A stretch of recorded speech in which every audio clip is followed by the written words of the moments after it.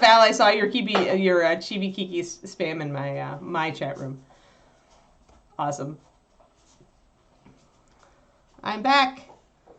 I'm back.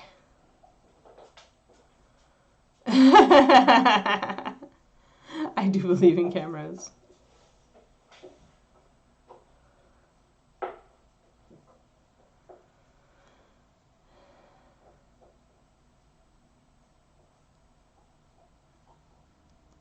All right. Well, Crows, you just missed my camera freeze, so good timing. Good timing. All right, let's put some of this lemon yellow into my copper. I was gonna do like a little bit. The stronger yellow you use to kind of warm up your copper, and I just like to do this. Like you could do this. I've done a whole PDF on painting copper, and I can't show the example anymore because I painted over my Corgi in bronze. But you could either glaze at the end if you wanted a warmer copper, more orangey copper. You could either glaze it with yellow at the end, or you can mix a little yellow into your new copper, or both. This is a water Scion, so like an avatar, I guess, an elemental-ish kind of guy. Oh no, Shadow Raven. So there's our colors, and then of course plus pure white and plus brown liner or walnut or whatever super dark you're using. So let's get all that, and then we're just going to go for it. Yeah, Colorblind, this is part of a 4-pack of elemental scions. There's earth, water, air, and fire. And we are also painting the air one on the stream.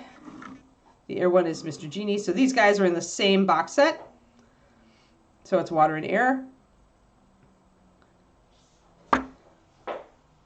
And then, I'm not sure if I'm going to paint the earth and fire ones. I haven't decided yet. I maybe will. I don't know. Depends. Depends on my mood. And then we'll use brown liner today, because I've been just using brown liner. I love brown liner. What can I say? So yeah, we've been making pretty good progress on both of these in very different color schemes. But yeah, so let us add some water to our mixes.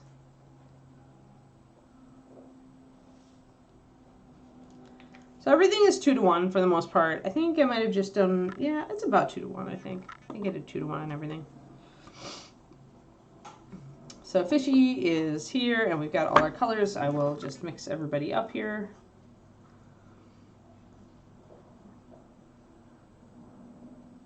Pure white at 2-to-1 is kind of my default mix these days. That warms up the copper highlight a bit by adding that yellow. It gets more orange. Then I've got this color, which is the mix of the tarnished copper and the new copper, which I kind of like for an intermediate. If I need tarnished, if I need some really orangey tones, then I'm going to mix up a separate puddle of my tarnished copper. I probably should anyway, so I'll just do a quick, real thin, because sometimes I don't want the tarnished copper full strength. I just want to glaze it. It's really good to glaze over it.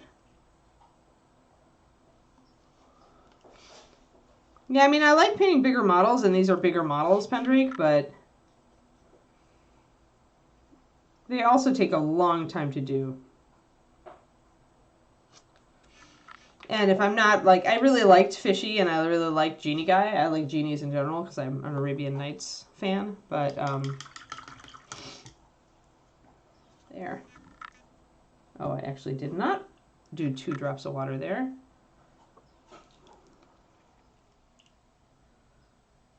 There. But yeah, they do take a long time, and it's just I could be painting X or Y instead, right? So I always try to paint, because I try to paint all of these things from start to finish. I do make an effort to choose projects that I am personally excited about, and I try not to do anything that's too monotonous or repetitive, like dragons.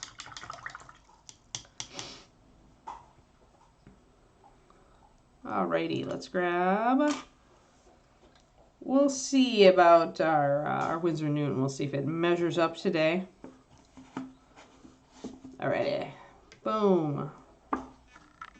So I am using the copper MM Tribe, but as I've said before, I'm modifying it. I tend to glaze with the midtone. I do a mix of the midtone and highlight for my first highlight. And I use russet brown as the shadow. We've been using various greens for the verdigris. I usually often use ancient oak or pine green, both of which are darker greens. One is bones, one is core. And then I use copper verdigris itself as the highest verdigris, the kind of caked on minty color that you tend to get. Yeah. But copper and brass tend to weather very similarly. It's just copper is more orangey pink and brass is more golden, cold gold. So we can see here that I'm missing shadows, right? So if we look at this very tarnished metal here, I'm definitely missing some shadow activity and some of that brown in here. So I should definitely do that. I should bring that in.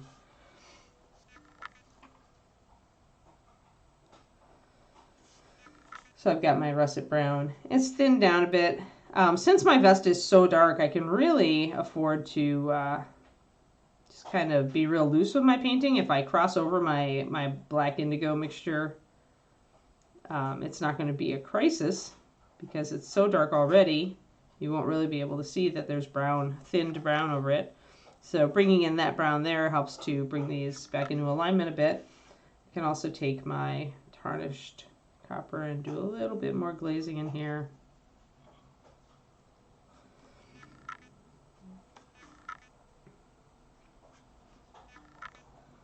But we definitely need a shadow here, so I'm bringing in that russet brown.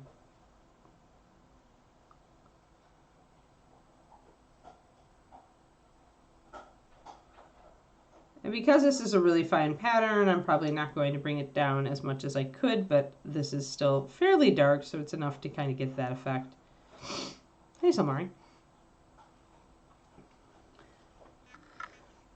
But yeah, and this is the problem with big models too, is like often I'll just run out of oomph on them, like the Fire Giant King was just too much.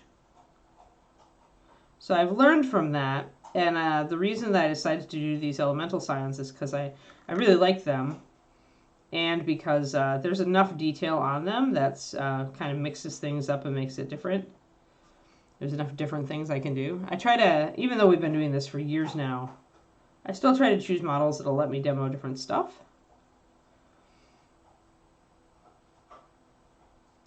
It's kind of like, and revisiting topics is never a bad thing, because as even me, as I've been painting for eons, but I still switch things up. I still like start using different colors, or I discover a new thing or a new product or a new way, or I test a new brush or a new color came out or whatever.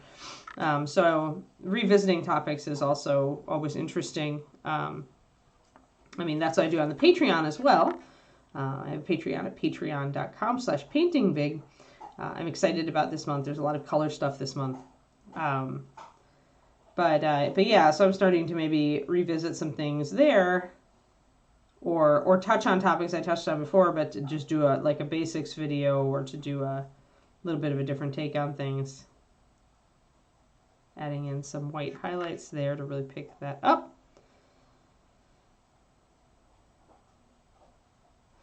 Sometimes, Bill, sometimes that works for me, sometimes it doesn't. And it really works for different people. And it's a personality thing. It's not necessarily a choice thing. Like sometimes, like for me, if I put a model down, it's a very small chance I'm ever going to pick it up again.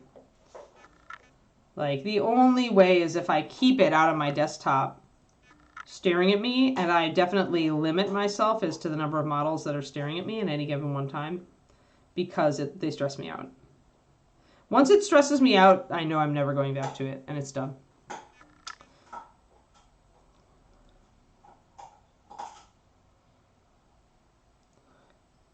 Yeah, that's one of those off-white, creamy off-whites, isn't it? Beigey whites. So bring up a little bit more highlight in here. Make it look ripply.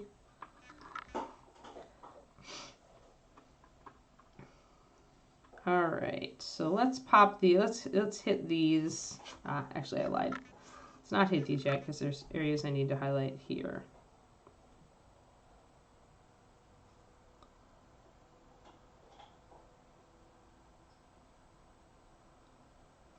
There we are. It's a little better. Yeah, the one that I often use as my replacement white is Osirian Sand, which is a very yellow off-white. I like that a little better. But on Anubis Dude, who I showed earlier, Anubis Dude has been painted on my my personal stream. We've been working on him. But on Anubis Dude, the most of the white is built from just gnawed bone. I did add a bit pure white to it, but all the lighter highlights are mostly built with that. Or that plus the Vallejo artist, or not the Vallejo, the scaled color artist that I was using, Buff. But yeah, there is a movement. There's at least one big name painter who doesn't use pure white ever, doesn't use white, just uses an off-white. So you're not alone, Caliblum. That's something that's pretty. I hear about it quite a bit these days. Like at least one of them has a set of colors that's offered for sale that does not include a white, only an off-white.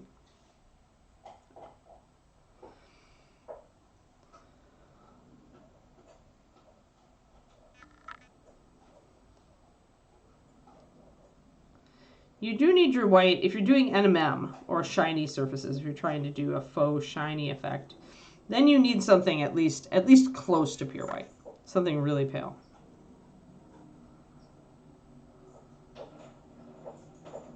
Yeah, exactly, Kelblum. You need a full strength white usually if you're gonna like do an NMM effect or something like that. But you don't have to use a pure white. You can use something very close, especially if the rest of the colors on your model are somewhat darker.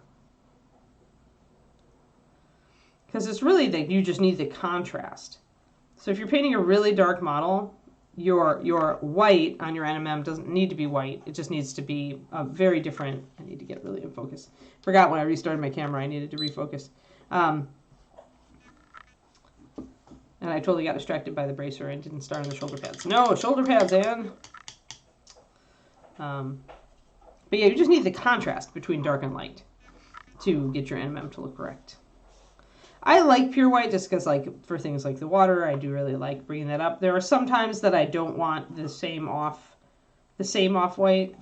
I want more of a cold off white. I wouldn't want this to go too greenish, stuff like that. But yeah, it's all a style thing. It's all what you decide to play with and what you decide to do. There is no wrong choice. There's only the choice that looks cool on the mini that you're painting, that makes you happy. All right, so this shoulder pad is tilted. And we're going to put a highlight up here at the top edge and a little bit of a shadow under it. But we're mostly going to keep a lot of this pretty light because both of these shoulder pads are facing upward.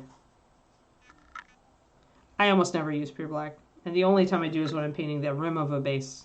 Or if I am painting something that is actually black, sometimes I will use pure black, but I will almost always mix other colors into it. In that way, I very much emulate the oil painting tradition. I would rather mix my own black or use a near black and just work with contrast to give the appearance I want. But in paint terms, Kelblum, I find that pure black, that black pigment is far more problematic than white pigment. Because black pigment will lose the vibrancy of your colors. It'll dim. It'll add an ashy tone to many, many colors. So for that reason, I tend to gravitate away from it. And when I do use something, when I do want a dark color, I tend to use just simply a dark version of a different color. So I'm going to do a little bit of a shadow under here. And it's going to look big and bold at first, but we are going to blend it and block it out a little. So I'm going to bring in my tarnished copper and come back and blend that in right under there so you can see it blended.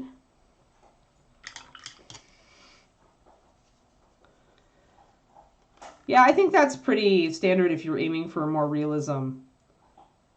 to mix other colors into anything, like into the pure neutrals, because otherwise it doesn't look right. It looks like an illustration. So kind of got that coming up, got that edge. I gotta look down here, because this is also curving. This is where NMM requires you to think a bit. You need to kind of think about where your highlights are going to be and where the surface kind of cuts away from the light.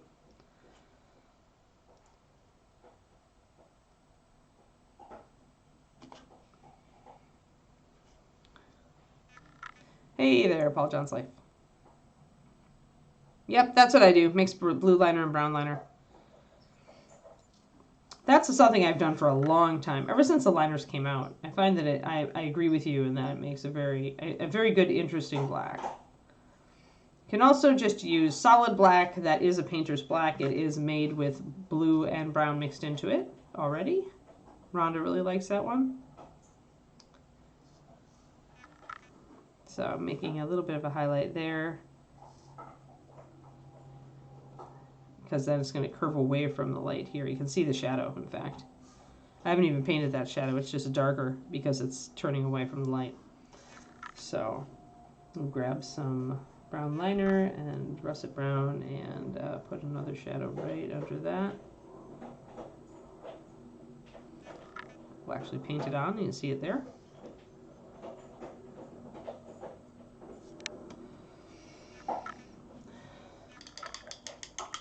Yep.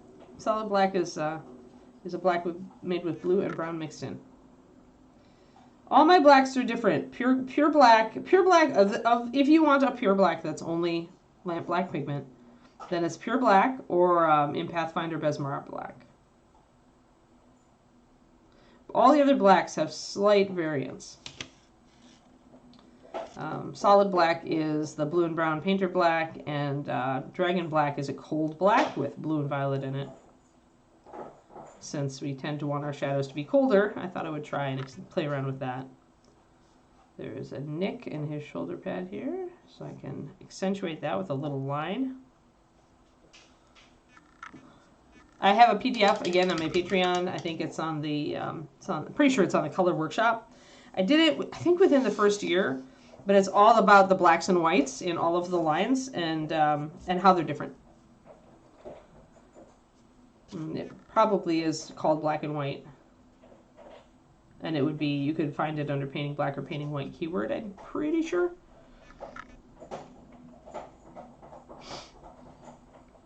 But those are, I've talked about those before, Bill. They're very limited application in mini painting. Because the only thing that makes them, quote, blackest is just that they're dead matte. And so they totally disappear on a camera. So it's a novelty item. It might be good for mixing shadows if you want a really matte shadow, but you know what? You could get the same thing just using Chimera Colors black, which is a dead matte. It's just like those super mattes are like just pushed, the matte pigment is pushed to the point of almost frost, but not. Like, it's the deadest matte you can get. And definitely is persnickety, but it's like, I look at those and I'm like, I mean, it's a novelty item for me. I don't think I would use it. There are plenty. I can make my own dead matte by mixing an anti-shine additive. I think that the blackest black is very overpriced. I think it's for what it is. That's just my opinion. Many of you may find that you get good results with it. I don't know. I don't own any. Yeah. It's a novelty item. Yeah, totally.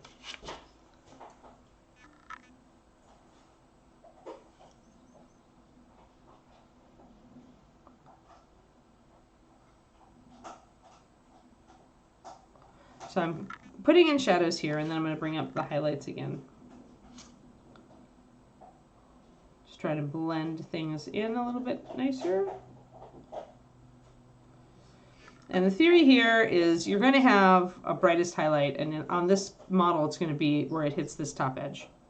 And then you're going to have a shadow right under it, and then it's going to come back up to reflect light off the side of his head and off of the top of the vest here. So we'll be bringing those colors up.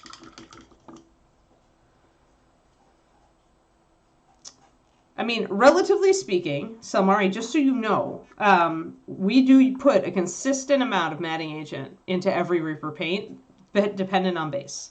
So Nightmare Black has the same amount of matte in it as any other dark color made with that base. However, you will always see that dark blues and dark browns, for some reason, just a visual thing, but it will always appear glossier. A lot of darks are like that. The dark will just show the shine more, right? Because it's a dark color. So it's not actually that it's glossier, but it's going to look glossier. Again, if you have, and this is why I always recommend, where are you? Where are you? Reaper Anti-Shine. Yeah. 9215 Anti-Shine Additive. Use a very tiny bit. Like, I mean, I just dip the tip of my brush. And again, I've done a PDF on additives, and it talks about how to use this. But it's just a tiny bit on the tip of my brush. Mix it in. It'll be fine.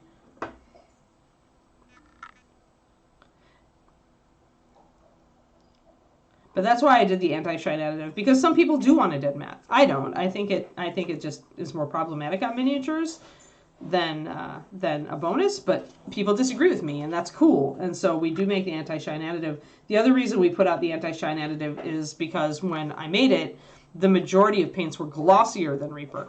And so if I wanted to use a different company's color, but I wanted the same finish, I would want that anti-shine additive. So I'm going to start painting in that highlight there.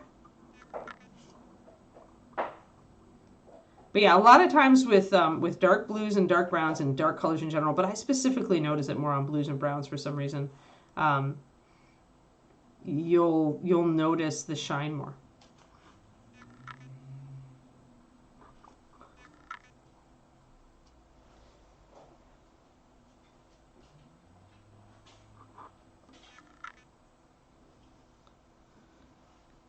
Let's see here. So we got a highlight coming up back there.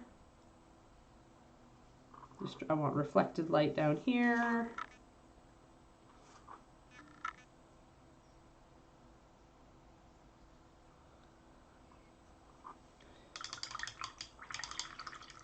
So I think Kiki is officially housebroken now. She walked up to the, we were both in the computer room last night, and she walked up to the glass door and she bonked it with her paw, and David let her out and she did her business. So I think she's finally gotten enough brain cells now that she's like, oh, I can just ask the humans to let me out, and they will. So it's pretty cool. She's getting to be a dog.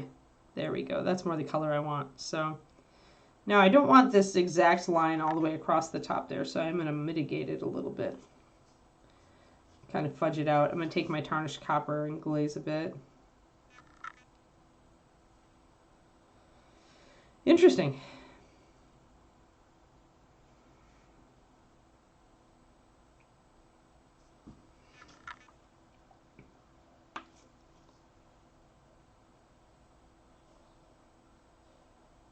Yeah, how much shine I'm willing to endure on a thing is very dependent on, like, whether I'm using metallics or NMM for one thing.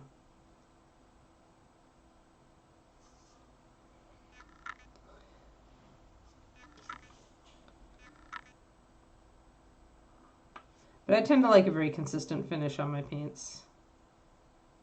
That way, all of my all of my changes or ways I paint are controllable. But that's not the way everybody does it. I'm very much a control freak on my painting, so I'm very precise and I'm very, very tactical about it. But there's like nothing like that says that that's righteous. It's just the way I paint. So feel free to run around happily playing in the daisies and paint that way. It's a way that would make me go crazy, but it's a way that many people really enjoy their hobby. So.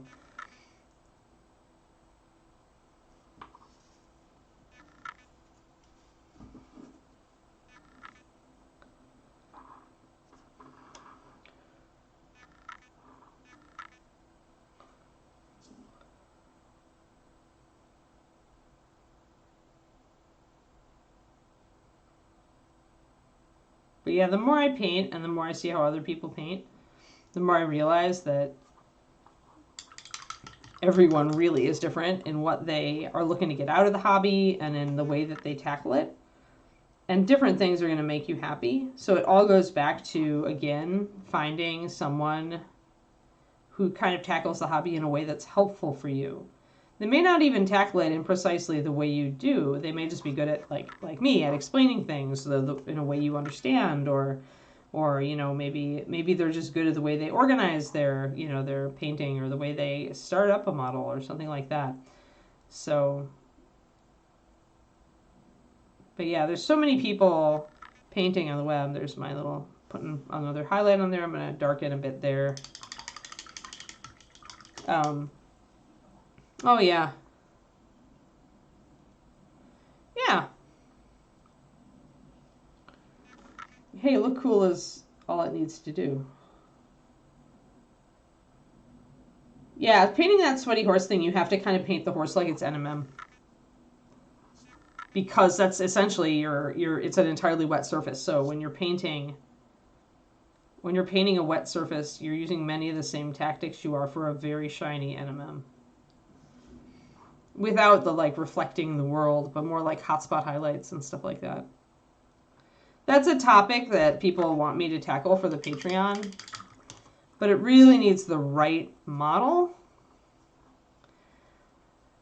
It's really tiny, small, sharp highlights, and everything else goes a shade darker because when things are wet, they tend to go darker.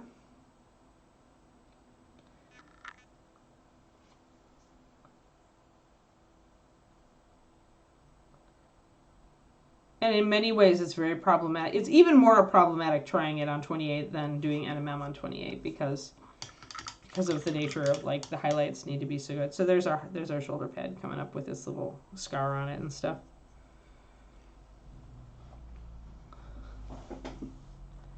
But yeah, I mean, in general, if you want something to look wet, you are better off gloss coating it than you are trying to paint that effect in 28 mil. That is what I believe. Like, I could try to tackle painting a model wet entirely if it was a simple model, but it would be difficult even for me. I would have to like sit there and stare at every surface and figure it out.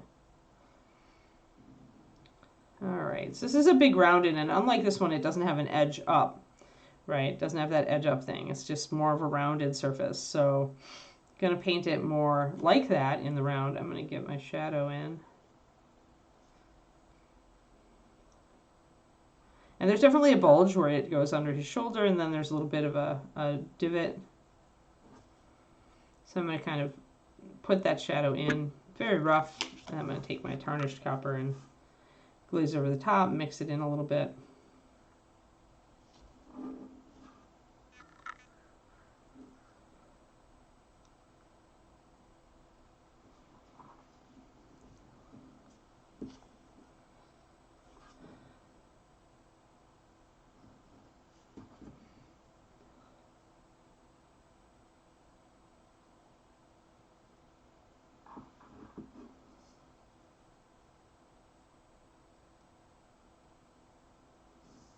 Alright, so just kind of blending over that line that I put in. I'm going to grab a highlight.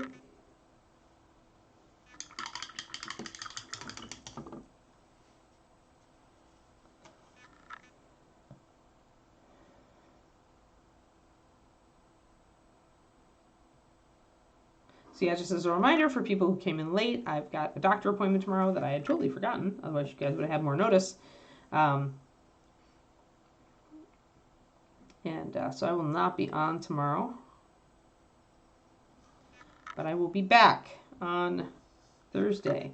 So Quindy, I think since we finished Kitty and we finished, we're tabling Christmas Kitty now until next holiday season. I just want to give Quindy a heads up. So what we're going to be painting, not tomorrow because I'm doctor appointment, but on Thursday we'll be starting a new model. We'll start the Burgermeister, who I believe got the second highest amount of votes in our voting. So we're going to do him. And then to replace, that's to replace Christmas Kitty. To replace Halloween Kitty, I'm going to start the Cleric because I really like her. So Sister Eileen. So those are the two that we're going to be replacing. So it'll be Burgermeister first and then Sister Eileen second. And I'll message you the item numbers if you need them, Quindy. And then after the cleric, then we're back to Sophie again. So now our rotation will be Fishy Guy, Burgermeister, Sister Eileen, Sophie, Genie, and then Necromancer. And then flip it around. Okay, awesome, Quindy. Yeah, David, actually, that's the model. That is the model that David painted for Reaper. Like, as far as painting for Reaper, that's the only one that David has done for Ron. David does not do many commissions because he has, like, a real job that takes a lot of his time and energy, and he just doesn't, he doesn't need the money, and he's not interested in them. But he was happy to do one for Reaper's Gallery, so...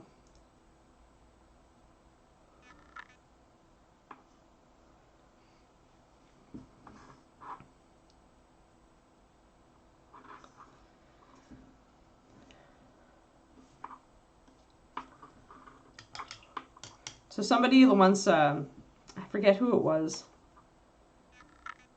but it was somebody who signed up for my Patreon, and they were telling me how much they were enjoying my subplots. So the miniature that I love putting it that way. The miniature that we're painting is the main plot, and then my puppy is a subplot. It's a puppy subplot, and then my writing career is the other subplot. I thought these were great. But they just were telling me, I love your subplots. I found myself being more interested in them.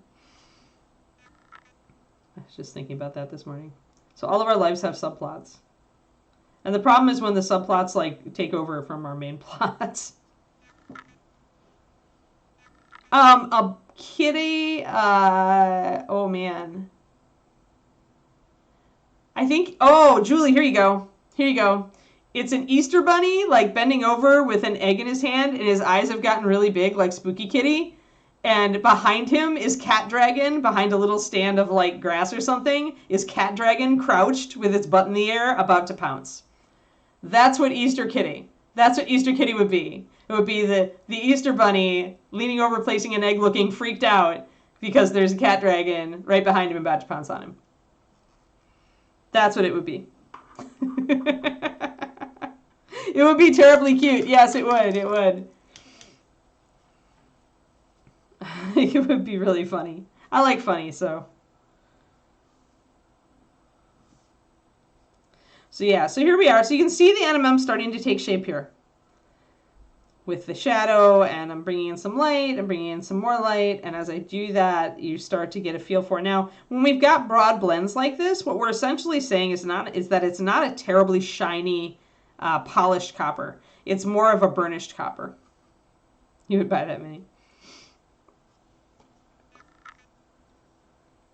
So if you want more of a shiny copper, you're dealing with more of the pinpoints of light up here. You guys see that. Like the edges here are very shiny because of the wear. But in a general sense, this is like a much more like uniform, slightly tarnished copper at this point. Oh, Bob and Julie do not answer to me. They answer to the whims of their creative muse and Ron and other people they might be working for. But that if somebody said we need a Cat Dragon Easter figure, that would be the topic that I would love to see.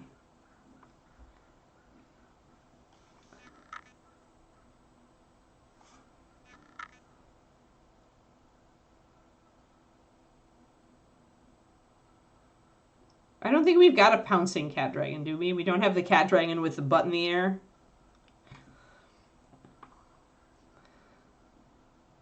Well, we were specifically talking about kitties. I don't think I would do a bunny dragon. I would continue the saga of Cat Dragon. Like, there's no reason that Cat Dragon should only get press at Christmas. Cat Dragon really should get press year round.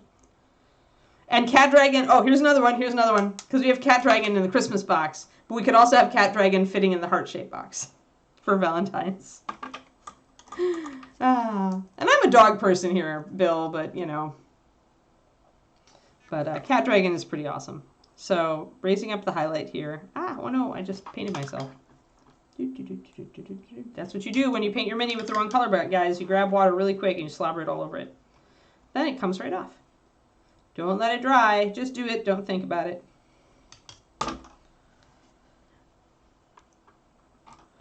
Oh, cat dragon. Or the cat dragon sitting on Easter Bunny's eggs. Keeping them warm. That's the helpful cat dragon. The helpful cat dragon is like there's a nest full of Easter eggs and the cat dragon is sitting on top.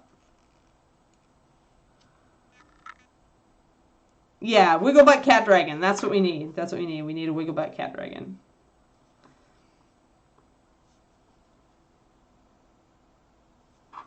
All right. So I need a little bit more. I need to also bring up this a little bit more. Now these look so different because of the angle. We're getting, I need to probably bring up a little bit more highlight here, down here in this one, with reflected light from the cheek here. I've got a bit of it. But from the front, then these look like the same material because you're getting that extra highlight. From the top though, then you really should be seeing not quite as much. I probably need a little bit more reflection down here to bring it more into parity with this. Although the angle is different, and so you can get away with doing it different. There is a wiggle butt Rocky. There's a pouncing Rocky.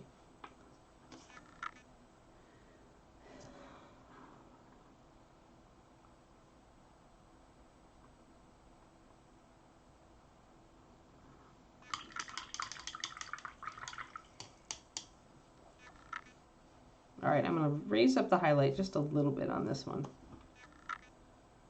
Make these look more in parity with each other.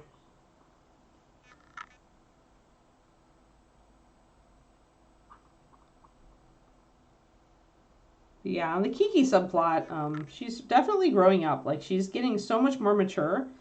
And she's learning that when I'm like, nope, no more, you know, if she starts play biting and I'm just like, nope, she's like, she'll listen instead of like trying to push it. And yesterday we trimmed her nails, and she let us trim both front paws without too much of a struggle.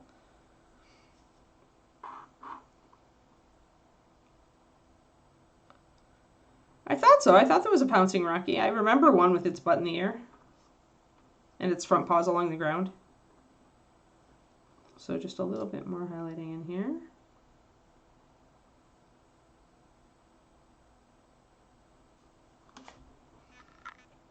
We can't pester Julie for Rocky designs because I don't think she sculpts Rocky.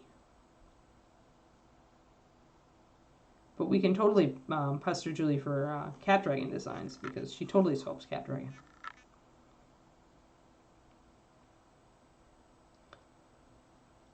So a little bit more, I'm going to like get rid of some of this big shadow area here. I'm going to work into it.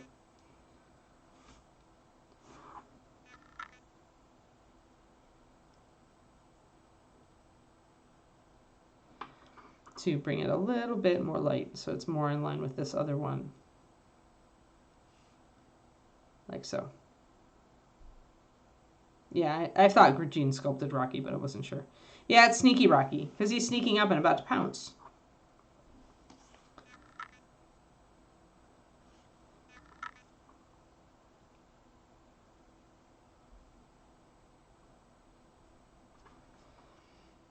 Alrighty. I'm happier with that. You still, yeah, they're a little bit better now. They look more like the same material. And I'm going to bring in a hot highlight, just a little bit of one.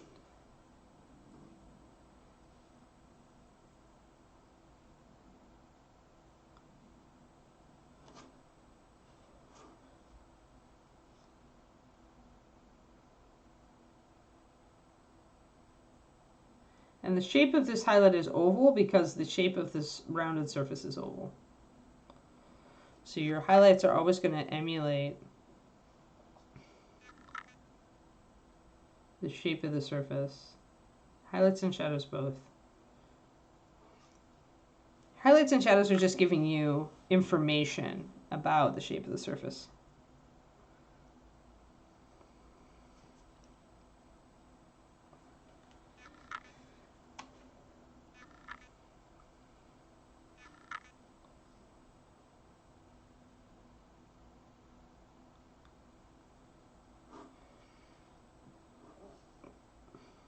I'm going to get back to my painting tonight. I was just talking in my Patreon Discord about, because we were talking about New Year's resolutions. And for people, there's a lot of people who just want to paint more. They're not, you know, they're not like, I'm going to be like getting better, but I want to paint more this year. And I always found it easiest to do that if you tack it on to the end of another habit. So like for me, it's a habit every night to go for my walk. So it's like I go for my walk, I come back, I switch out of my walk clothes, and then I sit down and paint for half an hour. Keep in mind too, we tend to go whole hog into stuff, guys, but you really don't need more than 20 or 30 minutes to make progress on a miniature every night. Like if your stuff is laid out, if you don't have a desk that you can leave set up, get one of those plastic lunch trays. You guys will see, sometimes you used to see us using these at ReaperCon, some people still use them. I like them. But a plastic lunch tray is big enough for you to lay out your palette, your water, the miniature, and the few colors that you are currently using. And as long as you don't have a huge palette. But that way, all you have to do is grab the tray and you just put it down on the surface you're going to work on and you start. You don't have to search for stuff, right? You don't have to gather anything. If you really want to make painting a habit, you have to make it easy. Very easy to grab the thing that you're working on, all the stuff that you need all in one place.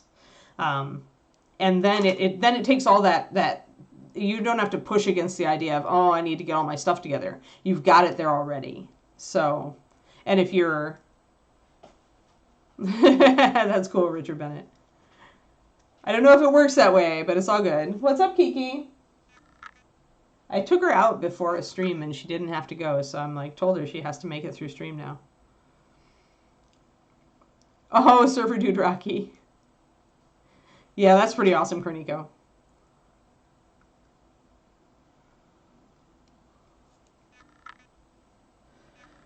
But yeah, so if you're looking to paint more this year, I highly recommend either, if you've got a surface a place to paint, you know, as you end the day before, whenever you last paint, you know, when you're ending a session, take a minute to like set down like the mini, if it's not the same one, and the couple of specific colors that you're going to work on next session.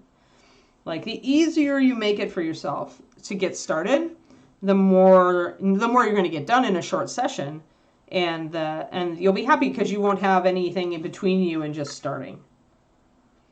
So, because painting is rewarding. They always say, you know, a habit has to be easily, like, obvious, easily accessible, and rewarding. So these are the thing, a habit. So obvious means that if you have a tray or painting area, you know, you put something painting related in your zone so that you're reminded of your intention to paint that night, right? That's you know, obvious. Easily accessible is setting up all your paint stuff on a tray so that you can grab it really easily when you want to paint and make it, you know, or set up your area so that you've got your colors in your mini. And if you are the type who tends to lay out a few minis and you just work on what you feel like, then, you know, just have a general array of colors. You're bound to have just a general selection that you reach for regularly and have your mini ready, you know. And then rewarding is automatic because when you sit down to paint, you know, it's rewarding because you made progress. Oh, of course, for research purposes. Where, Nico? Snort. All right. So we've got a nice kind of burnishy look here. I'm going to pop a little bit more white. I don't have a really dark shadow, and that's why it's not reading like super well. I could darken my shadow down a little bit.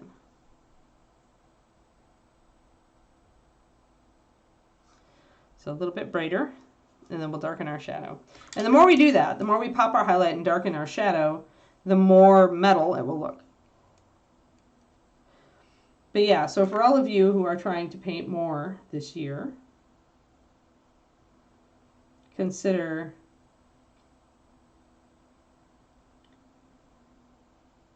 those steps. And also don't give yourself any room to argue with yourself.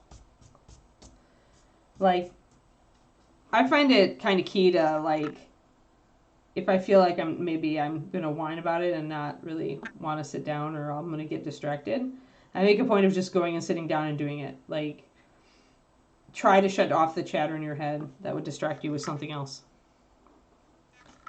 And that's exercising willpower, and sometimes we're out of willpower by that point where we sit down to paint. But that's why it kind of works well to do the take a walk and then do it. There are things that restore willpower. I don't know if you guys knew this, but they've done studies on this. It's pretty interesting stuff. But essentially, a couple minutes of meditation, or a walk, or sitting down to eat, you know, having your dinner, all these things can restore willpower to us and can give us a little bit of extra energy to, like, push toward accomplishing the things we want to do. So I take my walk, and I think while I'm on my walk, I do a little bit of thinking about painting and what I'm going to paint that night.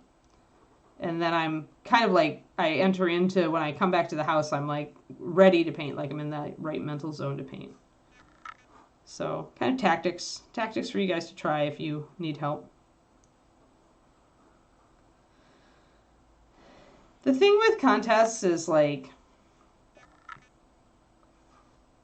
are you a procrastinator or aren't you? If you're a procrastinator,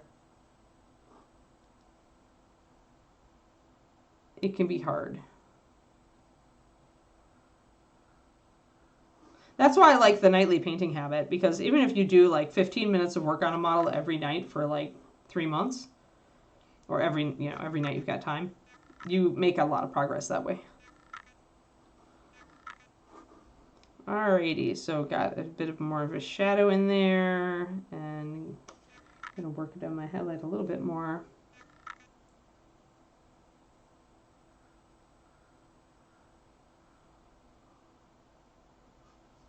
There. And then I'll put a little bit more of a reflected light here. A lot of this shoulder pad is lighter because it is all facing upward, and again, it's going to look different from this one, but yeah, that's the key, Bill, really, right? Finding a model that you really want to paint and a contest that you really want to paint for. If you're near Chicagoland, Adepticon has a lot of different painting competitions done by, sponsored by all different companies. So, like, Privateer Press Grandmaster is going to be back there this year. I won a trophy at that last year. A very nice trophy. My first trophy in 20 years. It's my comeback year last year. Yeah, the Dungeon 23 thing is really cool. I had to question whether it was like the right kind of thing for me. Like, part of me is really attracted to it, and part of me needs more thinking time when I'm designing. Because I was going to maybe use it to design a world or a setting for a fantasy novel that I want to write.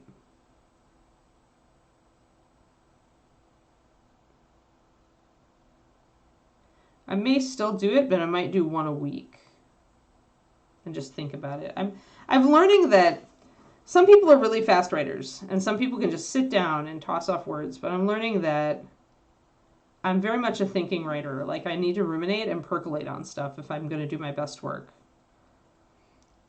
So, like, I love the Dungeon 23 idea, and maybe I could use it just as a jumping off point. Like, you know, just write stuff and just, like, go back over it and throw out half of it in the end. There we go. So we got a bit more light coming in, reflected light coming in over here.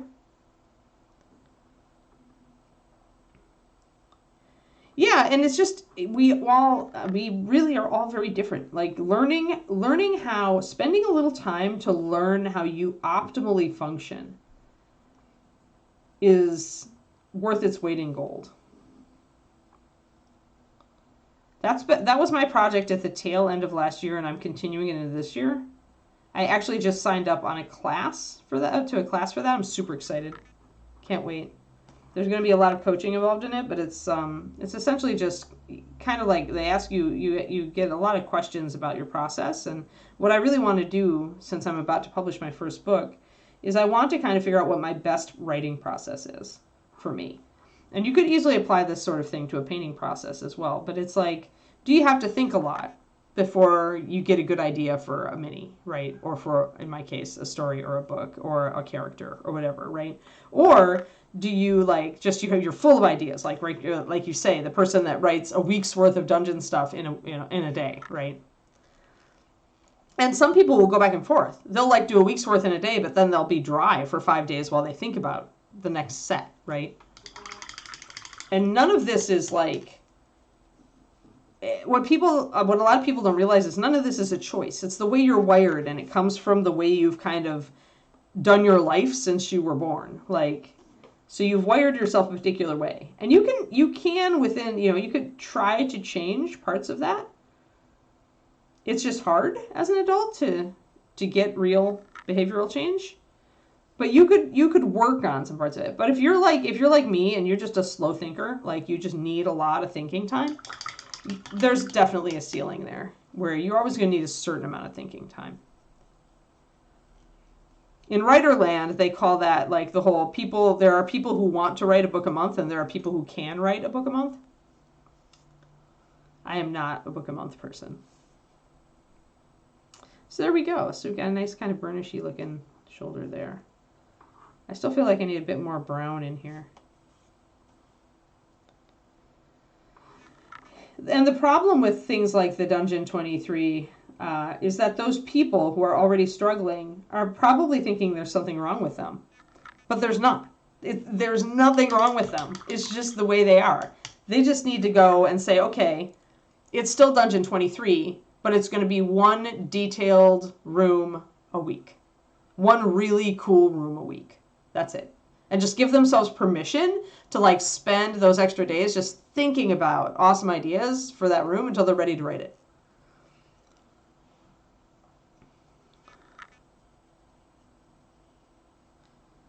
Yeah, see, that's the way to do it when you're a thinker, Crowley, is like pre-think, right? And that's totally a valid tactic for people who need to do a lot of ruminating.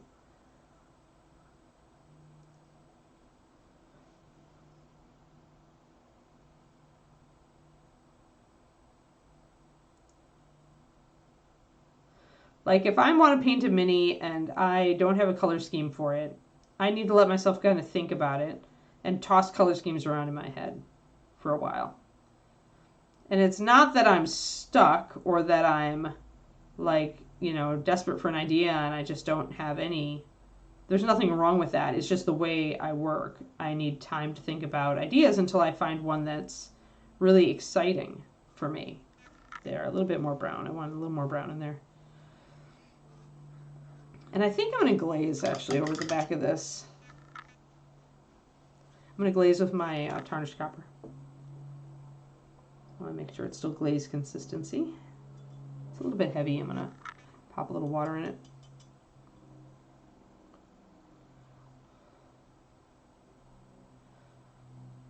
But yeah, I want to write a cozy fantasy, which is like a cozy mystery, only a fantasy world.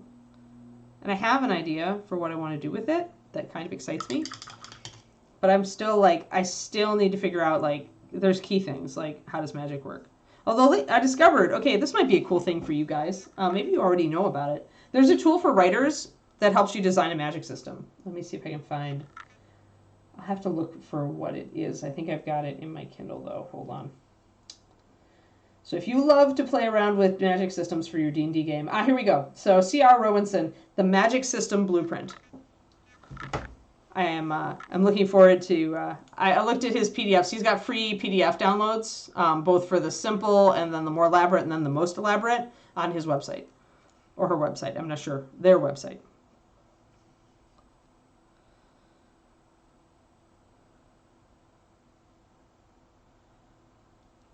Yeah, exactly, Thormel. And there's nothing wrong with that either. You just want to go and dive in, and then you're going to go back and correct it. It's like, you just want to do it, right? So there's like, there's talents that are like activator talents that that are execution talents, where people who are really strong in like the execution strengths, they just want to jump in and get it done.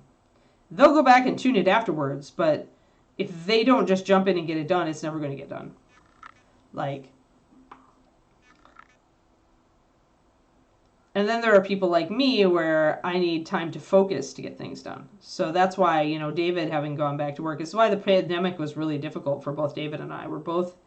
We both need isolation to focus, to get work done. Like, that's how we get work done. And so it was very difficult during the pandemic, and it's much easier now that he's gone back to work, so he can get that time at work and I can get the quiet time at home now that the Keeker is a little bit older.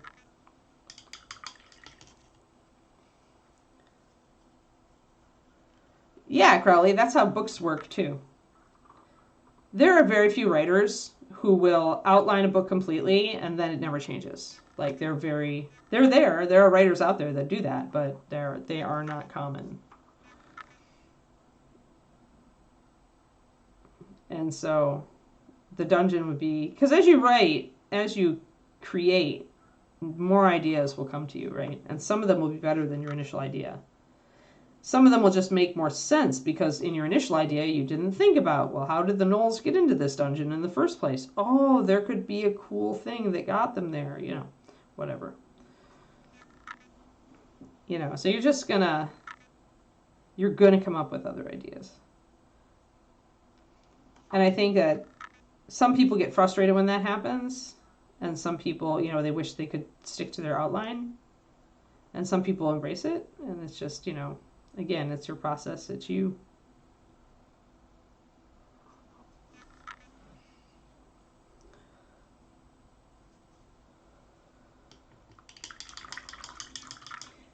Yeah, I wish I could just dive in sometimes. I wish I was that kind of person, but I'm definitely the think about it person.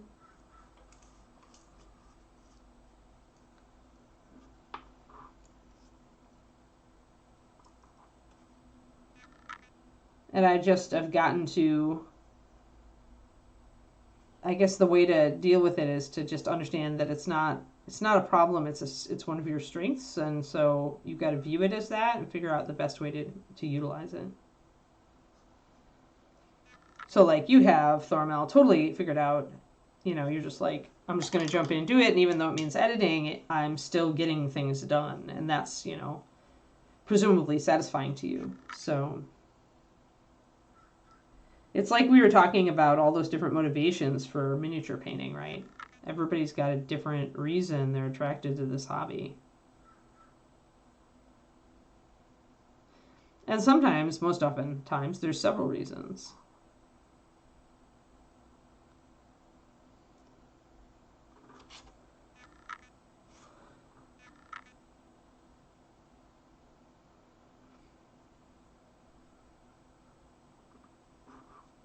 There we go. So we've got that highlighted under there. We got our shoulder pads going on. I need to get these little doodads on the front. We need to sketch in some more fish scales on the front.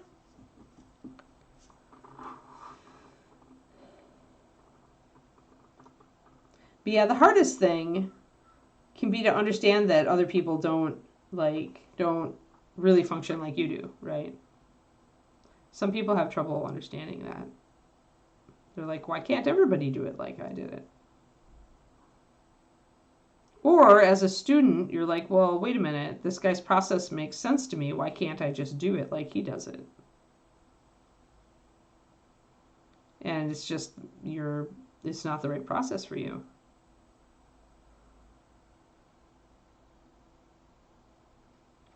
And sometimes it can be frustrating because it takes us a long time to figure out the way to life hack ourselves into painting more or into doing whatever we need to do.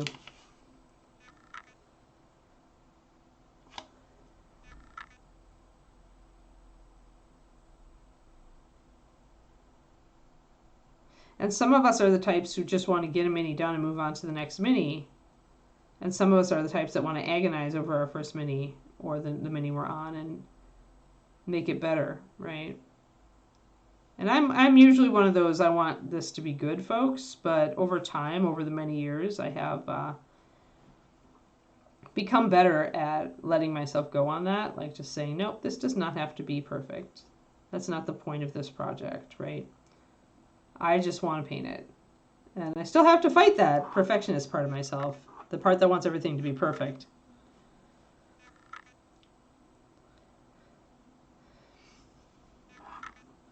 One of the examples that I was listening to a podcast last night. One of the examples one of the coaches was talking about is like when he first started learning to be a coach, he got put. They had to actually coach each other. So him and another trainee went into a room, and they were, he's like, the trainee was like, oh, so what do you want to do? And he's like, well, I want to lose weight. And she's like, oh, that's going to be super easy. Here you go. And she's like, you just need to visualize yourself as a thinner person, and it's going to motivate you, and blah blah blah. And he's like, no, actually, that's the worst thing I could possibly do. And she didn't understand that. He's like, are you kidding? I'm going to hate that guy. I'm going to hate that guy that I'm envisioning, like, because he's totally denied me having all of my sugary sweets and da da da da. Now I have to starve to be that guy. No, that's totally not motivating for me. And she was the type of person who was very motivated by a vision of the future, and he was not. So it's like, that's an example, just one example of how different we all are. And then think about how many metrics there are, right? That's just one little metric of whether you're more motivated by like some people are more motivated in the present, and some people are more, like learning lessons from the past. And some people aren't really wired that way at all.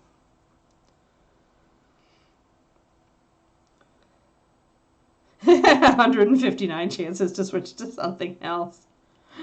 Actually, Richard, if you think you're going to get bored, I mean, and the trick where you make yourself paint 5 scrubs and then you get to paint a cool monster or a leader, right?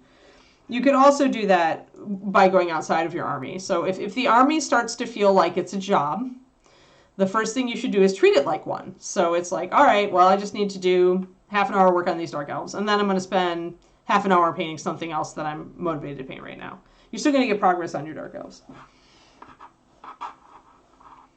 Because otherwise, you may just burn out and not, 50 dark elves in. Unless you've done this before. If you've painted armies before successfully, then you know all the tricks to make yourself function. There we go. We got our fishy scales, more fishy scales. Yeah, because some of us are wired to be bored easily. And some of us are the types who get like excited about a project we can get really stuck in on. And some of us have a little bit of both of that depending on what we're working on. And that can be hard. Like when part of you is like the type that wants to always change things, and part of you really wants to do a really good job on something, which usually takes time. That can be hard. Not insurmountable, just difficult.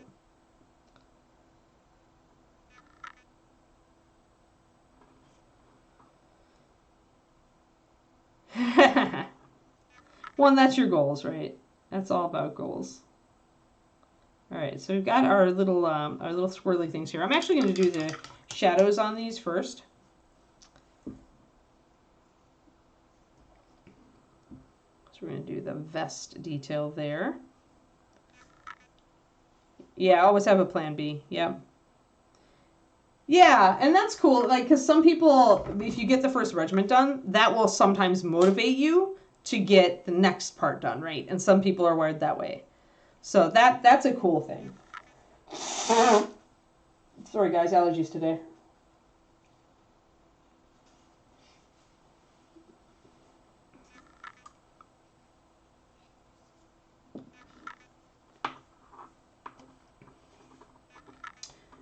I need to decide what I'm going to do with Kiki tomorrow. If I'm going to leave her loose in the house when I go to my doctor appointment.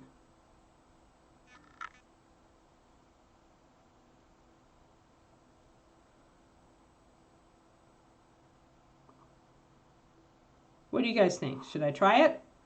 Should I try letting Kiki loose in the house during my doctor appointment? It'll probably take just half an hour, maybe 40 minutes if they're running a little behind.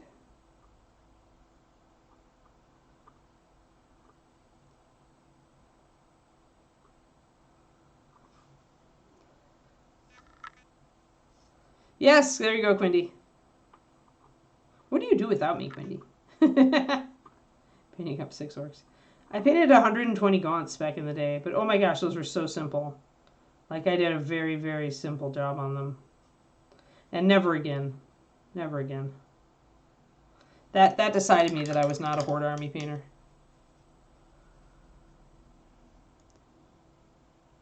Oh, yeah, right. No, I'm not going to do that, Pendrake. Not going to do that.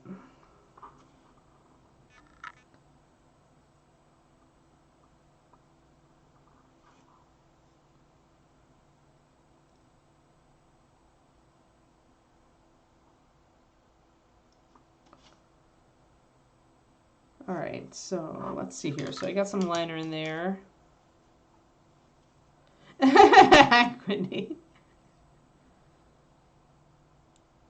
Right, yeah, Imperial Guard can, unless you go heavy on the tanks, IG can just be a giant mire of painting the same thing over and over. That's why that when I do go for an army, I typically go for an army I can paint a lot of different ways. Like my Wood Elf army had different units that did different seasons. And I like the Eldar Craft World army because the different units have very different, potentially very different color schemes. And they're very different shapes, right?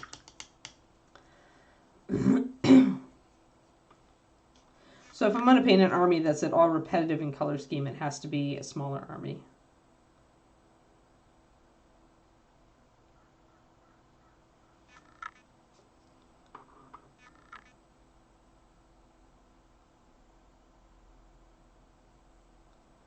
Although I still haven't gotten out my Christmas present to myself because I've been I had a point where I just wasn't painting during the holidays. And I did buy myself the start of an army because they had the starter boxes on sale. And a couple of them were brand new starter boxes. And it was definitely a deal. And I was like, And I also needed, I was looking for stuff for Golden Demon. But I was looking for stuff for Golden Demon that I would have liked, that I would like if I'm going to do an army, like, may as well paint it Golden Demon standard. Which is why I need a smaller army. So I bought myself the new Sisters of Battle box. Because I bought myself the Battle Nuns. I've always liked them, and I like and they just got a redo, so there are lots of like new models that are cool.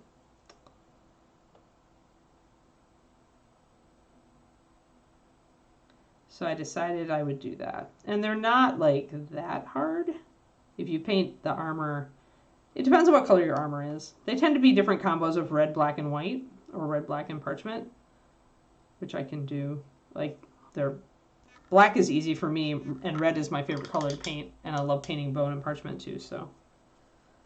They still have, like, I still think they still haven't given them the 4 toughness, but they're just cool. They're just cool.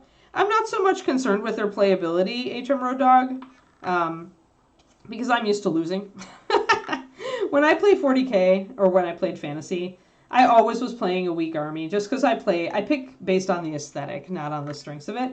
So really, I just like to play, and I pretty much expect to lose, and so if I ever win, then I'm like over the moon and super happy, because it usually means I got really lucky. Yeah, so I just decided to try them, and I thought I would paint up the big main character for Golden Demon this year. But first I have to start that. David doesn't even know I bought this, by the way. Like, he has no idea. I bought myself the Codex, and it was when I ordered his side cutters. That they were on the front page, and I was like, oh, And apparently my willpower roll totally sucked that day. I should have meditated on it. I would never have bought them. He's probably not watching, so he doesn't know. Yeah, not unless one of you ran out and texted him. I've just been keeping it a secret.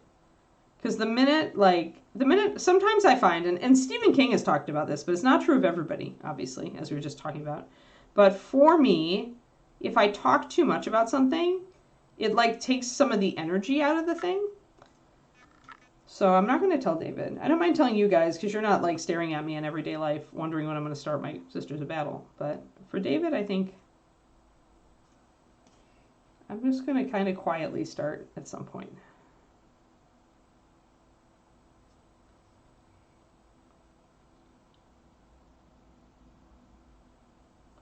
I almost feel like I need to like quietly start and not even draw his attention to what I'm working on until it's like done, and then he's like, "When did you paint this?" Yeah, it's just a fun hobby. Well, and the nice thing, Richard, right, is that if you do a decent paint job on them, they're also like sellable, right? So I knew somebody when I worked at the Games Workshop store in Gurnee, Illinois. I knew a guy who was pretty much that's what he would do. He would just come in, he'd buy an army that he loved the look of, he'd really enjoy painting it, and then he'd sell it to make money to buy another army. And that's just what he did. Like that was made him happy. And it let him essentially fund his own hobby, even though he didn't have a super good job, even with the prices of Games Workshop minis, because there is definitely a resale value because they are expensive. So yeah, he made a pretty good, like, he made a great little hobby doing that. Yeah, right, Kirst. All of a sudden there's a couple of Sisters of Battle that start popping up, and then there's a few more, and then there's a few more. Because usually, these days, with the new WoW expansion, he still paints, but he mostly limits it to the weekend, like during the day, because during the week he comes home tired from work and he just wants to play the video game. So when he's doing the video game, he's not really watching what I'm doing. So I could totally stealth paint some Sisters of Battle. I've just been trying to get my year in focus because, as you guys know, I'm going to release my book and I've got a lot to focus on. I'm trying to focus on that. So I'm trying not to get too distracted with other new things. Twisted Oma, 39 months. That's insane. Thank you so much. Yes, at last, it let you do it. GVD Minis with 32 months. Ooh, 4 more and I have to sing. Thank you guys. Happy New Year and thank you for the resubs. All right, so we got essentially with little filigree stuff like this, you really just want to highlight the points, the nubbins that are kind of sticking out. So that's the top, and then there's these little kind of raised areas where the little curved arms go onto this, the V shapes, and then there's like the little feet kind of stick up a little bit. So I'm doing that. And then the tops of these little arms too. Just a little spot highlight.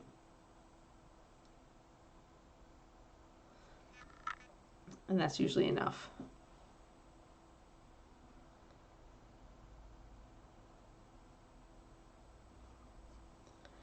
I actually paid for a course by a guy named Mark Dawson, Chibi, which your hubby may have heard of or may not have. But essentially he made his chops. He was a traditionally published writer who then went independent. And he spent a lot of time kind of analyzing like advertising and just launches, and he's worked with a lot of different writers, and so he has kind of a system, and I'm modifying his system a little bit, but really I'm not going to focus on a lot of in-person promotion. I am focusing kind of on the data side, so making sure that my book is in the right categories, making sure that I'm using keywords that are effective so that Amazon's search algorithm picks up my book is more likely to pick up my book and show it to somebody. Writing a really good blurb, getting a really good cover. Those things that's a lot of marketing right there. Like when you're a new writer, getting the blurb right, the cover good, the right categories, good keywords, that's a lot of it. And then writing just a really good book. Oh, it's quarter after. So yeah, because what do you do? I mean, the thing that they ask, and it's definitely a valid question for people who are big readers, right? And usually writers are readers too. But what do you do when you go look at a book? Maybe you see the title or the cover, it catches your eye, right? You're like, oh, and it's a category of, it's a type of story that you're looking for. I mean, it's the genre that you like. And what do? You look at the cover and then you look at the blurb. And then usually you make your decision to buy based on those things. And then whether you decide to leave a review or tell your friend about the book is entirely how good the book is. So I'm doing a bit of experimentation. I may price the book. I'm going back and forth over whether to price the book low right away or just to price it where I want it and just have a sale like a little bit further in. Yeah, you should always, as a writer, like, and this is the thing, I read so many books like about writing, written for writers, and they're like, writers tend to forget that where the reader is coming from. And the reader is going to be looking for a cool title, cool cover, and then the back blurb appeals to them because it's the type of book they like to read. Yeah, I know. I mean, I'm going to be paying $600 a cover for each of my covers, but I like the artists. So it's not as hard as you think. It depends on your budget, though, right? They're busy people, yeah. I joined the Alliance of Independent Authors. There's also a writer who writes about writing called Joanna Penn. And on her page, she has resources on her website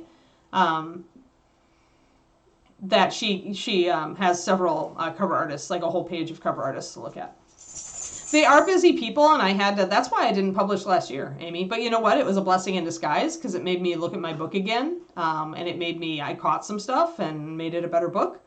But I mean, I had to wait 8 months for this cover. So essentially, it's like, be ready to wait. If you find an artist you really like that you think will do the cover for your book well, then just get on that list. Get on that list and be ready to wait. And use the intervening time, to make the book better. Like that's kind of what my philosophy was. Once I realized I wasn't going to be able to get a cover in 3 or 4 months, or even or even 6 months, I refocused on January or February, and I used the time. And since I knew that I was going to be doing at least 2 books, I got on her list for at least 2 covers, so that then I wouldn't have to wait for book 2. So it's strat, and it's all learning experience, right? Yeah, it's all learning. I do recommend Joanna Penn's books, Successful Self-Publishing. I think she's got a free ebook too.